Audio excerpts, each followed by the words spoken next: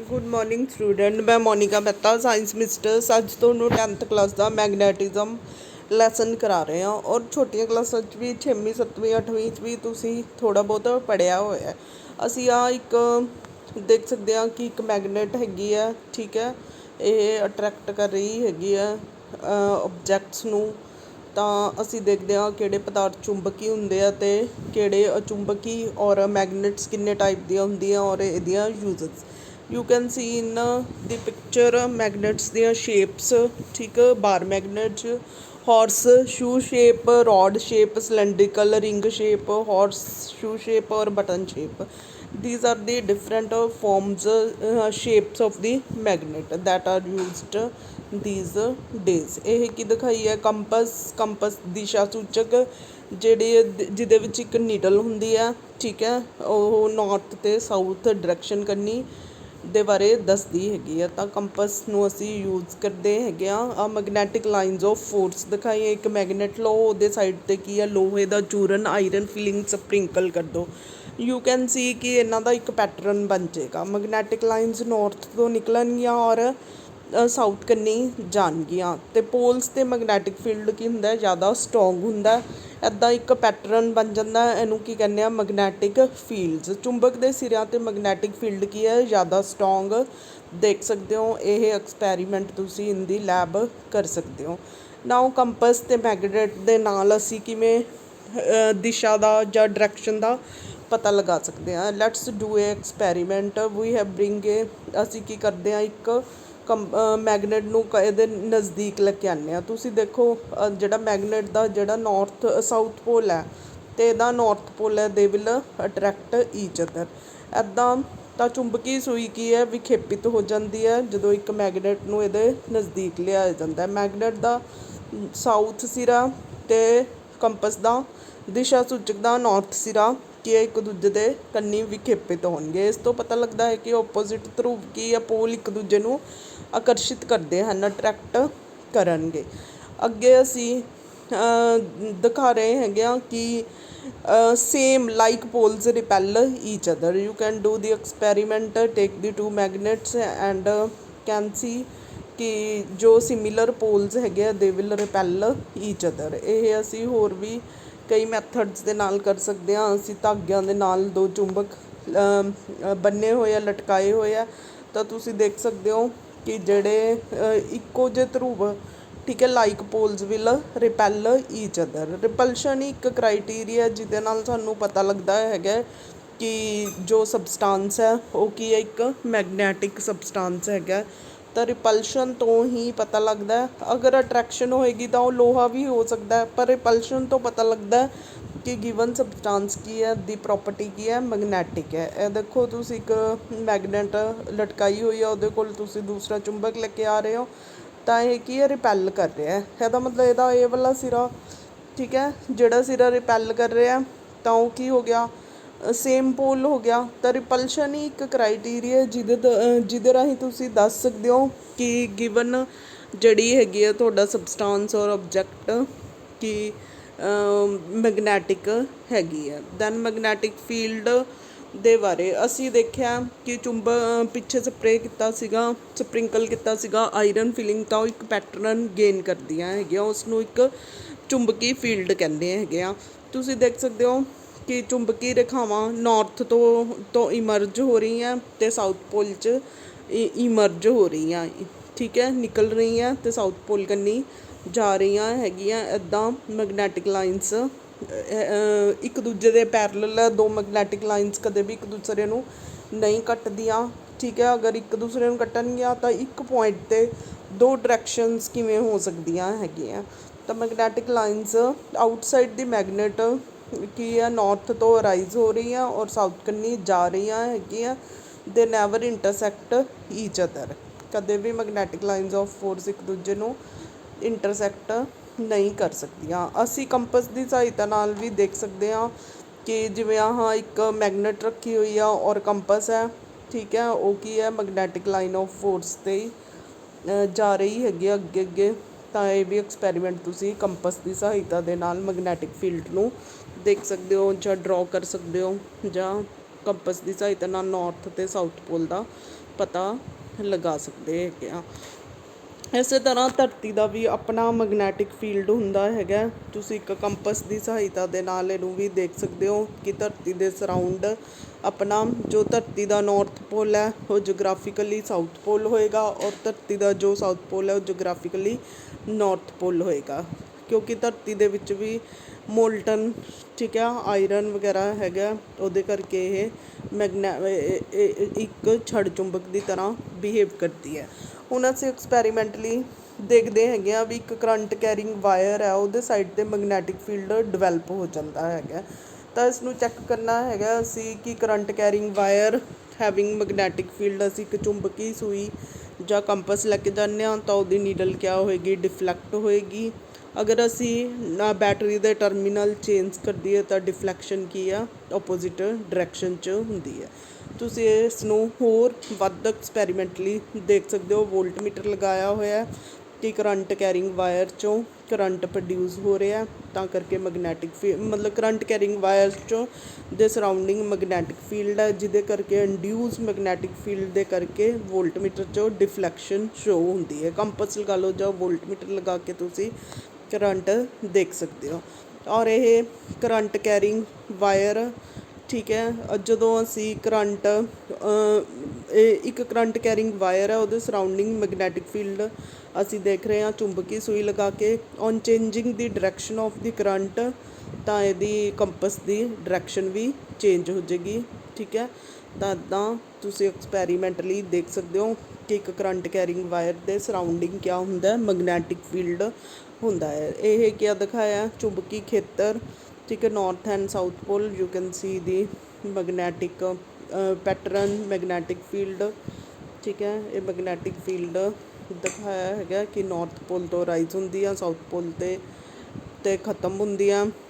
ਔਰ ਅਗਰ ਅਸੀਂ ਇੱਕ ਕਰੰਟ ਕੈਰਿੰਗ ਵਾਇਰ ਨੂੰ ਇੱਕ ਗੱਤੇ ਦੇ ਵਿੱਚੋਂ ਦੀ ਪਾਸ ਕਰਦੇ ਹਾਂ, ਠੀਕ ਹੈ, ਉਹਦੇ ਸਾਈਡਾਂ 'ਤੇ ਆਇਰਨ ਦੀਆਂ ਫਿਲਿੰਗ ਸਪਰਿੰਕਲ ਕਰਦੇ ਹਾਂ, ਯੂ ਕੈਨ ਸੀ ਕਿ ਇਹਨਾਂ ਦੇ ਕੀ ਹੈ, ਕਲੋਕਵਾਈਜ਼ ਪੈਟਰਨਸ ਬਣ ਜਾਣਗੇ।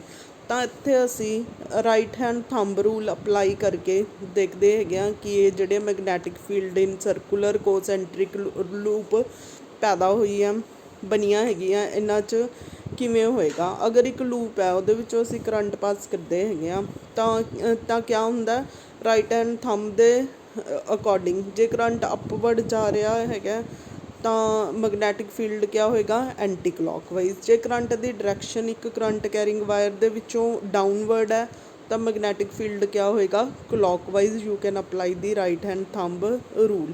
ਇਹ ਵੀ ਡਾਇਗਰਾਮ ਸੀਗੀ ਲੂਪ ਦੇ ਸਰਾਊਂਡਿੰਗ ਮੈਗਨੈਟਿਕ ਲਾਈਨਸ, ਠੀਕ ਹੈ।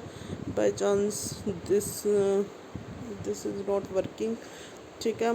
This is current carrying wire, you can easily see ਕਿ ਇੱਕ ਵਾਇਰ ਹੈਗਾ ਜਿਸ 'ਚੋਂ ਕਰੰਟ ਫਲੋ ਕਰ ਰਿਹਾ, ਔਰ ਇਹਦੇ ਸਰਾਊਂਡਿੰਗ ਥੰਬ ਕਿਸ ਚੀਜ਼ ਨੂੰ ਰਿਪਰਜੈਂਟ ਕਰਦਾ, ਕਰੰਟ ਦੀ ਡਾਇਰੈਕਸ਼ਨ ਨੂੰ। ਔਰ ਆਵਰ ਫਿੰਗਰਸ, ਇਸ ਤੋਂ ਕੀ ਸ਼ੋ ਹੁੰਦਾ ਹੈਗਾ ਕਿ ਮੈਗਨੈਟਿਕ ਫੀਲਡ ਜਿਹੜਾ ਹੈਗਾ ਐਂਟੀ ਕਲੋਕਵਾਈਜ਼। ਅਗਰ ਅਸੀਂ ਕਰੰਟ ਦੀ ਡਾਇਰੈਕਸ਼ਨ ਚੇਂਜ ਕਰ ਦਿੰਦੇ ਹਾਂ, ਮੀਨਸ ਥੰਬ ਡਾਊਨ ਹੋਏਗਾ ਤਾਂ ਸਾਡੀਆਂ ਫਿੰਗਰਸ ਕਿਆ ਆ ਜਾਣਗੀਆਂ, ਕਲੋਕਵਾਈਜ਼। ਤਾਂ ਇੱਥੋਂ ਤੁਸੀਂ ਦੇਖ ਸਕਦੇ ਹੋ ਕਿ ਇੱਕ ਕਰੰਟ ਕੈਰਿੰਗ ਵਾਇਰ ਦੇ ਵਿੱਚ ਮੈਗਨੈਟਿਕ ਫੀਲਡ ਕਿਆ ਹੁੰਦਾ, ਮੈਗਨੈਟਿਕ ਫੀਲਡ ਡਿਵੈਲਪ ਹੁੰਦਾ, either it will be clockwise ਔਰ ਐਂਟੀ ਕਲੋਕਵਾਈਜ਼। ਨਾਓ ਦੀ ਫਲੇਮਿੰਗ ਲੈਫਟ ਹੈਂਡ ਰੂਲ, ਆਪਣੇ ਜੋ ਥੰਬ ਫੋਰ ਫਿੰਗਰ ਅਤੇ ਸੈਕਿੰਡ ਫਿੰਗਰ ਨੂੰ ਤੁਸੀਂ ਪਰਪੈਂਡੀਕੂਲਰ ਕਰੋ ਤਾਂ ਫਸਟ ਫਿੰਗਰ ਜਿਹੜੀ ਹੈ ਮੈਗਨੈਟਿਕ ਫੀਲਡ ਦੇ ਬਾਰੇ ਦੱਸੇਗੀ, ਸੈਕਿੰਡ ਫਿੰਗਰ ਜੋ ਹੈ ਕਰੰਟ ਦੇ, ਔਰ thumb will ਰਿਪਰਜੈਂਟ the motion. These all are perpendicular to each other.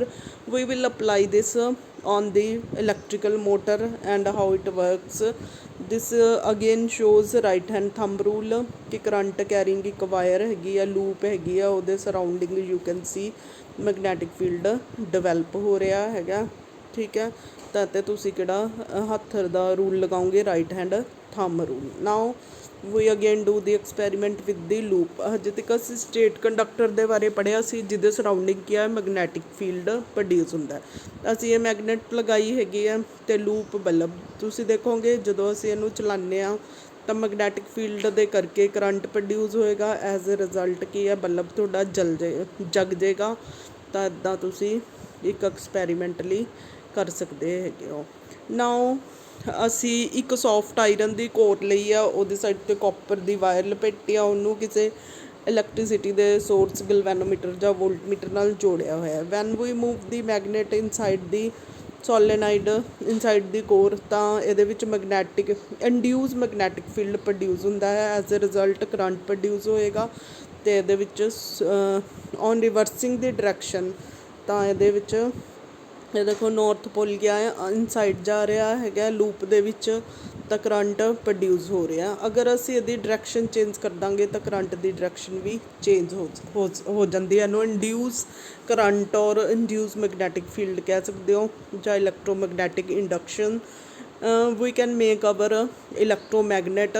ਕਿਵੇਂ ਬਣਾ ਸਕਦੇ ਆ? ਇੱਕ ਆਇਰਨ ਦੀ ਕੋਰ ਲਓ, ਲੋਹੇ ਦੀ ਮੇਖ ਲਈ ਹੈ, ਉਹਦੇ ਸਾਈਡ 'ਤੇ ਕਾਪਰ ਦੀ ਵਾਇਰ ਲਪੇਟ ਕੇ ਸੋਲੇਨਾਈਡ ਬਣਾਇਆ ਹੈਗਾ। ਇਹਨੂੰ ਜਦੋਂ ਅਸੀਂ ਇਹਦੇ ਵਿੱਚ ਕਰੰਟ ਪਾਸ ਕਰਦੇ ਹਾਂ ਤਾਂ ਇਹ ਕੀ ਹੈ, ਡਿਫਲੈਕਸ਼ਨ ਸ਼ੋ ਕਰੇਗੀ। ਇੱਥੇ ਵੀ ਨੀਡਲ ਮੂਵ ਨਹੀਂ ਕਰ ਰਹੀ ਹੈਗੀ, ਵੈਸੇ ਨੀਡਲ ਮੂਵ ਕਰ ਜਾਂਦੀ ਹੈਗੀ ਆ। ਔਰ ਇਹ ਇਲੈਕਟ੍ਰੋਮੈਗਨੈਟਿਕ ਦੀ ਹੈਲਪ ਨਾਲ ਤੁਸੀਂ ਛੋਟੀਆਂ ਛੋਟੀਆਂ ਪਿੰਨਾਂ ਨੂੰ ਅਟਰੈਕਟ ਕਰ ਸਕਦੇ ਹੋ। You can C this experiment again. ਕਿਆ ਹੁੰਦਾ, ਮੋਸ਼ਨ ਆਫ ਮੈਗਨੇਟ ਦੇ ਕਰਕੇ ਇਲੈਕਟ੍ਰੀਕਲ ਕਰੰਟ ਪ੍ਰੋਡਿਊਸ ਹੁੰਦਾ, ਦੈਟ ਕੈਨ ਬੀ ਮੇਜ਼ਰਡ ਇਨ ਦੀ ਐਮੀਟਰ। ਔਰ ਇਹ ਹੈਗਾ ਇੰਡਿਊਸਡ ਮੈਗਨੈਟਿਕ ਫੀਲਡ ਕਾਜ਼ਸ ਦੀ ਕਰੰਟ। ਅਸੀਂ ਇੱਕ ਲੈਂਪ ਹੈਗਾ, ਇਹਦੇ ਵਿੱਚੋਂ ਠੀਕ ਮੈਗਨੈਟਿਕ ਫੀਲਡ ਪ੍ਰੋਡਿਊਸ ਹੋ ਰਿਹਾ, ਤਾਂ ਇਹ ਇਸ ਦੇ ਕਰਕੇ ਨਾਲ ਇੰਡਿਊਸ ਮੈਗਨੈਟਿਕ ਫੀਲਡ ਪ੍ਰੋਡਿਊਸ ਹੋਏਗਾ, ਜਿਸ ਕਰਕੇ ਕੀ ਹੈ, ਇਸ ਤਾਰ ਦੇ ਵਿੱਚੋਂ ਕਰੰਟ ਕੀ ਹੈ, ਫਲੋ ਕਰਦਾ। ਐਜ਼ ਅ ਰਿਜ਼ਲਟ ਲੈਂਪ ਕਿਆ ਹੈ, ਜਗ ਜਾਂਦਾ ਹੈਗਾ। ਫਿਰ ਇਲੈਕਟ੍ਰੋਮੈਗਨੈਟਿਕ ਇੰਡਕਸ਼ਨ ਦੀ ਹੋਰ ਅਸੀਂ ਐਗਜ਼ਾਮਪਲ ਦੇਖ ਰਹੇ ਹੈਗੇ ਹਾਂ। ਰੈੱਡ ਵਾਲੀ ਲੈਫਟ ਹੈਂਡ ਸਾਈਡ ਤੋਂ ਜੋ ਹੈਗੀ ਆ ਵਾਇਰ, ਉਹਦੇ ਵਿੱਚੋਂ ਕਰੰਟ ਪਾਸ ਕਰਦੇ ਹੈਗੇ ਆ, ਤਾਂ ਨਾਲ ਵਾਲੀ ਇੱਧਰ ਐਮੀਟਰ 'ਤੇ ਡਿਫਲੈਕਸ਼ਨ ਸ਼ੋ ਹੁੰਦੀ ਹੈ। ਦਿਸ ਸ਼ੋਜ਼ ਕਿ electromagnetic induction induce magnetic movements ਦੇ ਕਰਕੇ ਇਲੈਕਟ੍ਰੀਕਲ ਫੀਲਡ ਕਿਆ ਇਹ ਪ੍ਰੋਡਿਊਸ ਹੋ ਰਿਹਾ ਹੈਗਾ। ਇਹ ਵੀ ਇਲੈਕਟ੍ਰੋਨਸ ਕਿੱਥੋਂ ਮੂਵ ਕਰ ਰਹੇ ਆ, ਪਲੱਸ ਤੋਂ ਮਾਈਨਸ ਕਰਨੀ ਜਾ ਰਹੇ ਆ ਥਰੂ ਦੀ ਸੋਲੇਨਾਈਡ, ਅਤੇ magnetic field surrounding it produces. ਔਰ ਇਹ ਜਿਹੜਾ ਹੈਗਾ ਮੈਗਨੈਟਿਕ ਫੀਲਡ ਜਾਂ ਇਲੈਕਟ੍ਰੀਕਲ ਕਰੰਟ ਪ੍ਰੋਡਿਊਸ ਹੁੰਦਾ due to movement of magnet. ਇਹ ਕਿੱਦਾਂ ਦਾ ਕਰੰਟ ਹੁੰਦਾ, ਇਲੈਕਟ੍ਰੋਮੈਗਨੈਟਿਕ। ਔਰ ਇਹ ਕਿੱਦਾਂ ਦਾ ਕਰੰਟ ਪ੍ਰੋਡਿਊਸ ਕਰੇਗਾ, alternative AC current will be produced. Now electrical motor also works on the principle of right hand thumb rule. You can see with the help of diagram ਕਿ ਇਹ ਜੋ ਹੈ ਆਰਮੇਚਰ ਸਪਲਿਟ ਰਿੰਗ ਲੱਗੇ ਹੋਏ ਹੈ, magnets ਹੈ, magnetic field according to right hand rule, ਜੋ field ਹੈ ਨੌਰਥ ਟੂ ਸਾਊਥ ਲੱਗ ਰਿਹਾ ਹੈਗਾ। ਔਰ ਮੋਸ਼ਨ ਕੋਇਲ ਦਾ ਅਕੋਰਡਿੰਗ ਟੂ ਥੰਬ, ਠੀਕ ਹੈ। ਔਰ ਜੋ ਮਿਡਲ ਫਿੰਗਰ ਹੈ ਉਹ ਕਰੰਟ ਦੀ ਡਾਇਰੈਕਸ਼ਨ ਦੱਸੇਗੀ। ਇਸ 'ਚ ਸਪਲਿਟ ਰਿੰਗ ਲੱਗਿਆ ਟੂ ਓਬਟੇਨ ਅਲਟਰਨੇਟਿੰਗ ਕਰੰਟ, ਠੀਕ ਹੈ, ਕਿ ਕੋਇਲ ਦੀ ਮੂਵਮੈਂਟ ਇੱਕੋ ਹੀ ਡਾਇਰੈਕਸ਼ਨ 'ਚ ਹੋਵੇ। ਤਾਂ ਇਸ ਕਰਕੇ ਅਸੀਂ ਕੀ ਲਗਾਏ ਹੋਏ ਆ, ਸਪਲਿਟ ਰਿੰਗਸ ਲਗਾਏ ਹੋਏ ਆ, ਕਿ ਕੋਇਲਸ ਜੇ ਕੰਟੀਨਿਊਸਲੀ ਵਨ ਡਾਇਰੈਕਸ਼ਨ 'ਚ ਹੀ ਘੁੰਮ ਸਕੇ। ਇਸ ਕਰਕੇ ਤੁਸੀਂ ਇੱਥੇ ਅੱਛੀ ਤਰ੍ਹਾਂ ਦੇਖ ਸਕਦੇ ਹੋ ਕੋਇਲ ਕਿਵੇਂ ਮੂਵ ਕਰਦੀ ਹੈਗੀ ਆ ਇਸ ਡਾਇਗਰਾਮ ਦੇ ਵਿੱਚ, ਠੀਕ ਹੈ। ਇਹ ਕਲੋਕਵਾਈਜ਼ ਘੁੰਮ ਰਹੀ ਹੈਗੀ ਹੈ, ਤਾਂ ਕਰੰਟ ਦੇ ਅਕੋਰਡਿੰਗ ਮੈਗਨੈਟਿਕ ਫੀਲਡ ਕਿੱਧਰ ਜਾ ਰਿਹਾ ਹੈਗਾ, ਨੌਰਥ ਟੂ ਸਾਊਥ।